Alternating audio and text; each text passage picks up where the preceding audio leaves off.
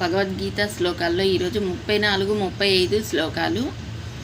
ద్రోణం చ భీష్మం చ జయద్రథం చ కర్ణం తథాన్యానపి యోధవీరాన్ మయా హతాంస్త్వాం జహీమా వ్యతిష్టాం యజ్ఞస్య జేతాసి రణే సపత్నాన్.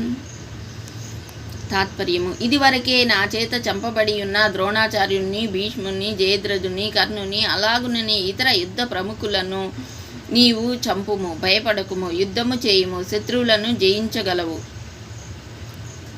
సంజయ్ ఉవాచ: ఏతచ్ఛ్రుత్వా వచనం కేశవస్య కృతాంజలిర్వేపమానః కిరీటీ నమస్కృత్వా భూయ ఏవాహ కృష్ణం సగద్గదం భీతః ప్రణమ్య.